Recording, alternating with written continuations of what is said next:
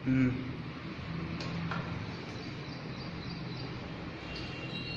Morning students, आइए अपने course को एक बार फिर रेगुलर करें। अभी पिछले लेक्चर में हमने इक्विवेलेंस रिलेशन के बारे में पढ़ा, उसकी थीम, उसका बेसिस समझा, उसको कैसे डिफाइन करें, कौन कौन सी शर्तें हैं कि एक रिलेशन इक्विवेलेंस रिलेशन कहा जाता है। ये सब चीजें पीछे हमने पढ़ा है। उसी क्रम को आगे बढ़ाते हुए आइए अब उस वीडियो में मैंने कहा था कि ये सब चीजें हमारी प्रश्नों पर आधारित जो लॉजिक आएंगे उसके माध्यम से और क्लियर होंगे। तो आइए अब कुछ प्रश्नों के माध्यम से एक रिलेशन को हम इक्विवेलेंस रिलेशन जस्टिफाई करने का प्रयास करते हैं। थोड़ी समझने का प्रयास कीजिएगा, बहुत आसानी से समझ में आएगा, कोई कठिन नहीं है। आर.डी. शर्मा की किताब, यद्यपि हमारा पूरा कोर्स लगभग इक्विवेलेंस है, ये सब चीजें पिछले सत्र से बहुत अच्छी आई है कोर्स में, और हमारी सीबीएसई की इकाइयां हो चाहे एनसीईआरटी बेस्ड हो, सब के सब एक यूनिफाइड कोर्स है इस समय का। तो कोई भी किताब जो आप पढ़ रहे हैं, इक्विवेलेंस रिलेशन पर बेस्ड जो क्वेश्चंस हैं उनके प्रूव करने का, उनको जस्टिफाई करने का, ये जो हमारे पास सिस्टम है वही है, प्रॉपर है सबके लिए। बस हमें उन्हें अप्लीकेबल कैसे बनाना है, उनको हमें यूज कैसे करना है, इन सब चीजों को हमें समझना है। कक्षा 12 के आर.डी. शर्मा के फर्स्ट वॉल्यूम का मेरे ख्याल से फर्स्ट पॉइंट 2 एक्सरसाइज का पहला क्वेश्चन मैं आपके सामने रख रहा हूं, उसको समझने का प्रयास कीजिए, क्योंकि वीडियो में इतना टाइम होता नहीं है कि हम कई प्रश्न हल कर पाएंगे। एक का दो प्रश्नों के माध्यम से उसका थोड़ी बेसिक फंडामेंटल पकड़ने का प्रयास करना है अपने को। क्वेश्चन नंबर फर्स्ट मैं लिख रहा हूं, this is question number first. Prove that a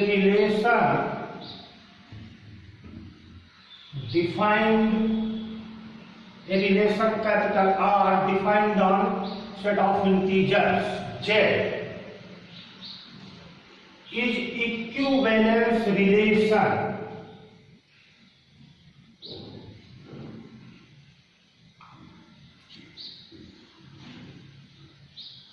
where, अब हम डिफाइन कर रहे हैं relation. A is related to B. This is our definition. This is given to us. A is related to B if and only if A minus B is divided by 5. प्रश्न को अच्छी तरह से समझने का प्रयास करेंगे। हमारे पास सबसे बड़ी चुनौती है समस्या को पहचानने की। यदि समस्या हमने अच्छी तरह से पहचान लिया तो उसका सलूशन हम कहीं ना कहीं से बेहतरीन ढंग से खोज ले आते हैं। इसलिए सबसे पहले हम अपनी समस्या को भली भांति जानने का प्रयास करेंगे। Prove that a relation R defined on Z, सिद्ध करें कि कोई संबंध आर पूर्णांकों के समुच्चय में जो परिभाषित है इस इक्विवेलेंस तुल्यता संबंध है। यदि हमारे पास इस तरह से A और B के बीच का रिलेशन, कोई दो इंटीजर A और B हमने लिए हैं, इस तरह से ये संबंधित कहे जाएंगे यदि A माइनस B 5 द्वारा विभाज्य है। ये हमें दिया है, मतलब A और B के बीच हम उन सभी रिलेशंस को पुट अप कर सकते हैं जिनमें A और B का डिफरेंस 5 से डिवाइड है, मतलब 5 the division of A minus B। Then we say here A is related to B. Let us prove, as we know, a relation is said to be equivalence relation if there are 3 postulates are satisfied. Number first, that was the reflexive, number second symmetric and number third was transitive. तो इन तीनों बिंदुओं के विषय में हम चर्चा करेंगे, इन तीनों को अलग अलग प्रूव करेंगे। प्रश्न को अच्छी तरह से हमने समझ लिया है। पूर्णांकों के समुच्चय z पर कोई परिभाषित संबंध r तुल्यता संबंध होगा, सिद्ध करें। यदि a और b इस तरह से संबंधित हैं कि a और b का अंतर मीन्स a माइनस b 5 से विभाजित है, तो हमें बताना है कि इन पर परिभाषित संबंध r तुल्यता संबंध है। आर डी शर्मा के फर्स्ट वॉल्यूम बुक 12 का 1.2 का पहला क्वेश्चन है ये। आप लोग इसको माइंड रखिएगा। एनसीईआरटी के, स्टेट बोर्ड के, चाहे जिस स्तर के कोर्स हैं, सभी में जहां रिलेशन और फंक्शन है, इनको प्रूव करने का थीम यही है। Let us prove first here. तो हम जानते हैं कि relation R is called equivalence relation if it is reflexive, symmetric and transitive. तो यहां हम लिखेंगे इसका जस्टिफिकेशन, इसको जस्टिफाई करें। Relation R on set Z will be equivalence relation if number first R is reflexive, है ना, ये हम पीछे पढ़े हैं। R reflexive since A is related to B, that means AB belongs to R if and only if A minus B is divided by 5. It is given in our question. A is related to B if A minus B is divided by 5. It is given where A B belongs to Z। कोई दो पूर्णांक A और B पर चर्चा कर रहे हैं हम। तो रिफ्लेक्सिव में हम जानते हैं कोई मेंबर स्वयं से इस जो भी कंडीशन हमें दी गई है, दिए गए कंडीशन के अकॉर्डिंग कोई मेंबर स्वयं से रिलेटेड मिलना चाहिए। तो यहां हम देखिए इंटीजर तो 0 भी है, कुछ भी है, तो यहां मैं यदि A belongs to Z लेता हूं, अच्छी तरह से समझने का प्रयास कीजिएगा। Let A belongs to Z, then A minus A, this is 0 and 0 is divided by 5। इसका मतलब क्या है कि कोई भी हम इंटीजर लेते हैं, चाहे A ले चाहे B ले, स्वयं के लिए इनका डिफरेंस जो आएगा वो 5 से डिवाइडेड है। इसका मतलब इस कंडीशन के अंडर जितने भी रिलेशन बनेंगे अपने स्वयं के मेंबर के लिए, वो सब के सब क्या होंगे, रिफ्लेक्सिव होंगे। तो इस तरह से हम ये कह सकते हैं कि since given condition is justify है, सेटिस्फाई है, so given relation is reflexive for all the member itself. तो यहां हम लिखेंगे thus, यहां तक समझ गए आप। 10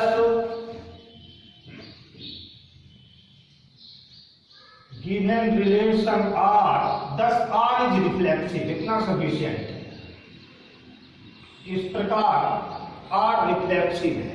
तो हमने इसको सिद्ध कर दिया कि यदि कोई रिलेशन इस तरह से डिफाइन है कि उनका डिफरेंस 5 से डिवाइडेड है, तो वो रिलेशन रिफ्लेक्सिव कहा जाता है ना।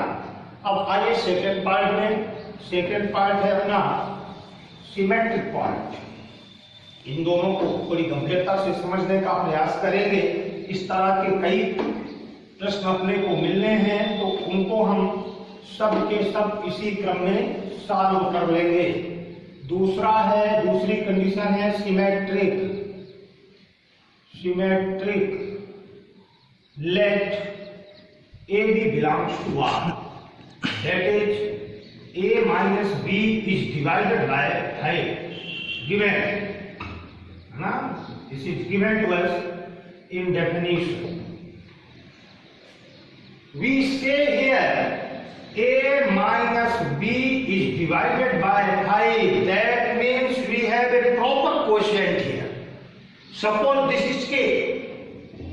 When we divide a minus b by 5, then we have equation that is k here. Let suppose this is k. What does it mean? That means a minus b equal to 5k. Understand? Then that means change the order of both sides. B minus a will be equal to minus 5k. What does it mean again? That means b minus a upon 5 equal to minus k. What does it mean again? That means b minus a is divided by 5. If we divide b minus a by 5, then we have equation that is minus k. That means b minus a is also divided by 5. That means इसको आगे हम इस तरह से explain कर सकते हैं. This shows b minus a is divided by 5, है ना. बहुत आसानी से इसको लिख सकते हैं. तो जब b माइनस ए 5 से डिवाइडेड है तो इसका मतलब क्या है? b is related to a according to definition. अब जब b a से रिलेटेड है तो इसका मतलब ये है कि हमारे पास इसका जो ऑर्डर पेयर है वो सेट R में अवेलेबल है. That means given relation is also defined for the order pair BA. तो यहां हमने देखा था, लेके चले थे हम, when AB belongs to R, that means A related to B, then we have BA belongs to R, that means B related to A भी हमें मिलता है. तो ये कंडीशन हमको बताती है कि given relation R is symmetric है कि नहीं है ना. इस तरह से बहुत आसानी से हम इसको सिमेट्रिक प्रूव कर सकते हैं. अब नंबर थर्ड ट्रांजिटिव. एक कंडीशन और है, यदि उस कंडीशन को भी रिलेशन R फॉलो कर देता है तो निश्चित रूप से एक इक्विवेलेंस रिलेशन के होने का ये संबंध R दावा करेगा कि I am also equivalent under the given condition. Number third, transitive relation.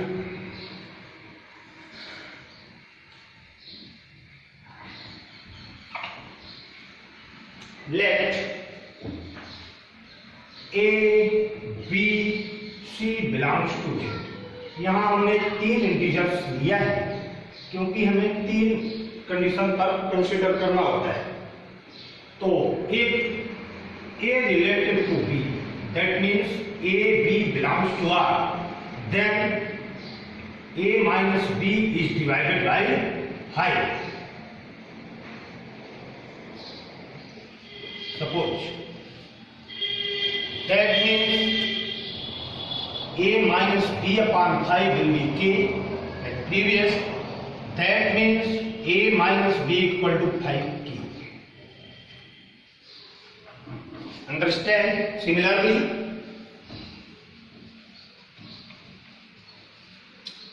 when B related to C, that means BC belongs to R. That means B minus C is divided by 5. This is first. And when B minus C is divided by 5, then we can write here B minus C upon 5. Suppose this is n here and other integer.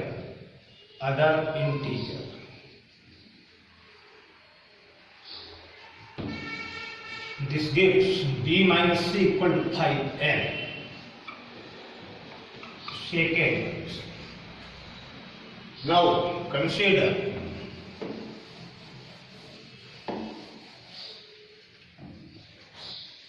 Now consider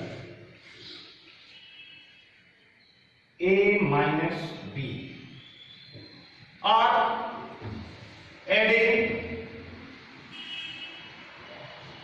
first and second, A minus B plus B minus C. We have 5K plus 5M. Like this, we have A minus C equal to 5K plus M. That means A minus C upon 5 equal to K plus M. This is also an integer because we know addition of two or more integers is always an integer. So K plus M is also an integer here. What does it mean? A minus C upon 5 equal to K plus M. If we divide A minus C by 5, then we have the quotient K plus M. This implies that A minus C is divided by 5. Thus we have this implies that is A is relative to C. That means order pair of A and C also consistent. Shut up. Conclusively, we can say since given relation R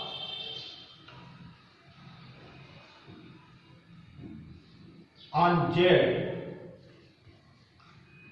is reflexive,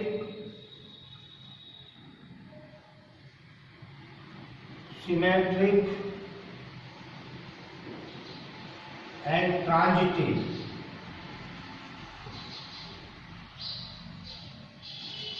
then relation R is equivalence relation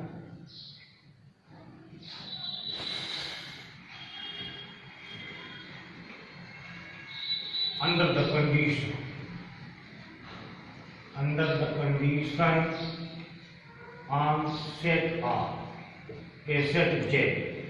इस तरह हम बहुत आसानी से ये समझा सकते हैं कि यदि तीन के तीनों पोस्टुलेट्स कोई रिलेशन संतुष्ट करता है, then given relation will be equivalence always. If any one of them condition is not justified or not satisfied, then relation will not be called equivalence relation. Understand? इस तरह से ये प्रश्नों में हम बहुत आसानी से इसका उपयोग करके और जस्टिफाई कर सकते हैं.